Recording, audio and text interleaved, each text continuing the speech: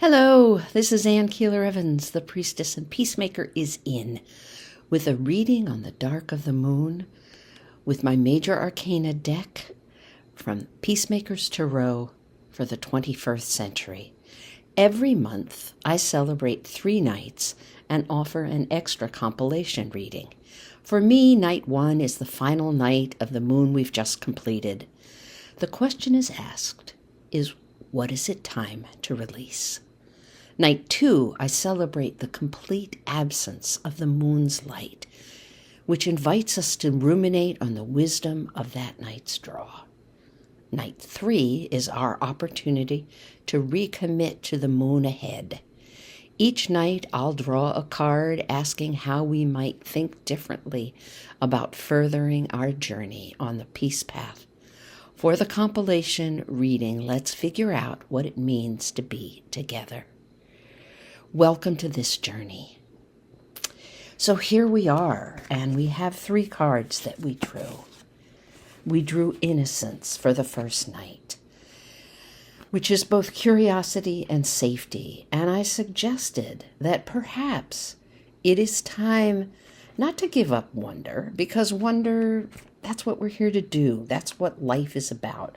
Every time you walk out the door, it's amazing. Something will catch your attention if you allow it to. And there's the question, do we allow it to? But at a certain point, you have to say enough. Because some of that wondering is, well, we could look at that, or we could look at that, and we could do this, or we could do that. What if we just didn't? And then on the second night, we got intervention. And the 2 things we got there were chaos and emptiness. And isn't that our tendency to horribilize? This could go wrong, that could go wrong.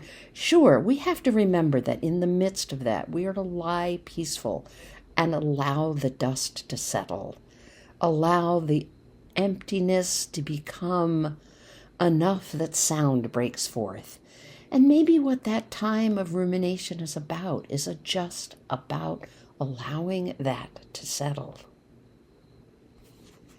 So that on night 3, we can start looking at all the abundance we have to work with. And if we have that much abundance, we can do something. And we're always, or so often, stuck on this is the lack. We don't have this, we don't have that. But this is the moon of good eating. It was last month, it still is. It's the month of just things beginning to get a little bit tighter. And we feel that tightness. We're like, oh my gosh, the light is disappearing. But the dark is appearing. It is embracing us.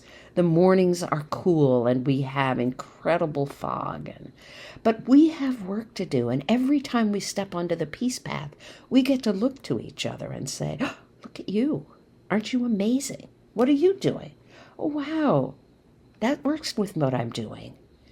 We may not, what is it they say, that we don't walk all our way together, but we will walk some portion of the way with other people who do peace. We will learn from those ways.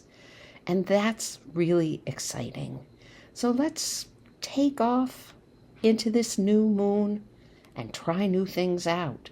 And remember, there is abundance, and there's always enough to offer a friend a hand. And who's your friend? Whoever you're standing next to. What if they don't appreciate it? What if they don't? You offered it. How many times do they have to be offered before they begin to realize, wow, there's enough out there? So that's for this next moon, and here we go. You can find all the information about Peacemaker's Tarot, which is, as you'll find, very different from traditional tarot, but works in many of the same ways. You're invited to sign up for my daily emailed peace musings and find options to support your peacemaking and your spiritual journey at AnnKeelerEvans.org. And you can support my work at Patreon.com. Salam. Shalom.